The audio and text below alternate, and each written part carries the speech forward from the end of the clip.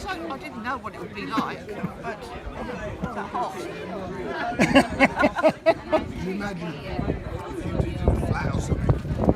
Oh no, that would be different. If I lived in a flat, that would be different. Yeah. Garden and all that. If you have a garden, you're lucky. And I had the entire Thames Path. I was going to say, you got one hell of a garden. Yeah, I do. Because, you know, my neighborhood is like 184 miles long. That's the Thames Path. And it's about 1 mile wide at some places. Because I know some of the people that along the way that live on the river.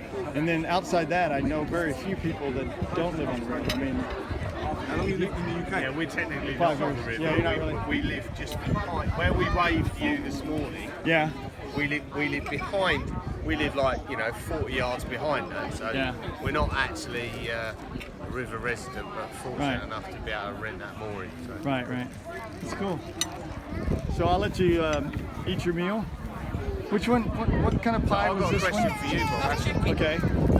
Beef pie, that's. Oh, That's a beef pie. Oh, right. I don't really think it's a pie though. Why is onion I called get like onion? full pie. Why is onion called onion? Yeah. Okay, well, hold on a second.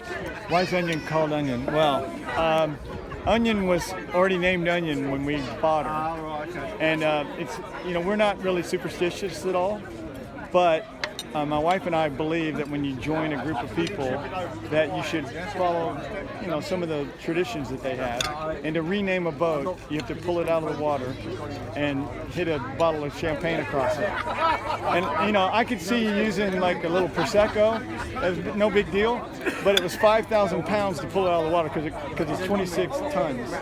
So 52,000 pounds of steel. And so we decided that we could live without having a name like Toad Hall or something. And we just, well, yeah, the onion seemed pretty good at that point. And so then what happened was, as we started peeling back the onions, we were learning little bits and pieces about life just because we were living on the river. And onion was teaching us certain lessons along the way. Is that your missus that's on there? No, she looks a lot like my missus, and but that's his patron. So a lot of times artists that don't have money, they find somebody that really likes their music, and they hook up, not in a sexual way or anything, but they get together, and she pays, like she bought him that amp, and she bought him the new guitar, and that's just to make sure that the music gets out there. She helps fund it. Yeah, so basically, Sponsors him in a way. yeah, it's like a sponsor, but then she gets to, like she got to join this because she was a patron. I don't allow the musicians to bring girlfriends. They can bring wives. The partner thing is sort of different for me because I'm an American, so that's not very common in America, but it's getting more common. But certainly, if it's your wife and they want to come on board, then I'm fine with that. But I don't want.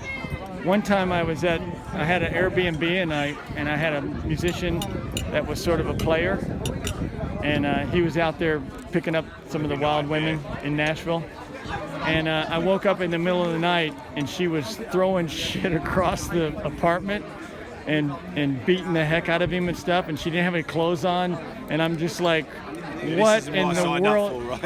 I said, this is not what's supposed to happen. So so after having that really bad story, I say no. So Draw the line. I draw the line. But, since I could tell right off the bat that, well, first of all, she's 49, he's 24, so he could be her son. And the other thing is, there was no sexual tension at all. They're just friends. And Did you like a sexual tension test? I did. I looked at him. There's definitely nothing going on here. Hey, now look. Now you have to be honest with me when I ask you this. So, the first time you see a woman, are you married? I don't know. Do you I'm have a married. partner? Okay, you're married. So the first time Be you careful saw where your you go wife. with this question. Okay. So the first time you saw your wife. She doesn't watch YouTube much. The first time you saw your wife, I would think that it was more than just what she said. There was like a pop chemistry thing that happened. Yeah, I didn't really hear anything she said. I don't know what she looks like, but I imagine. Because he was up She looks there, good. she was right down there. Yeah, she's petite, but she's. Yeah, no, I know what you're saying. Yeah, so 100%. to me, when I'm talking about the sexual tension, I'm talking about what happens between a man and a woman when there's no words necessary. Right. And it's the first time you see them, and you can just tell that Yeah. there's some kind of special. I got a spell on me. All right, well, thanks a lot. Man.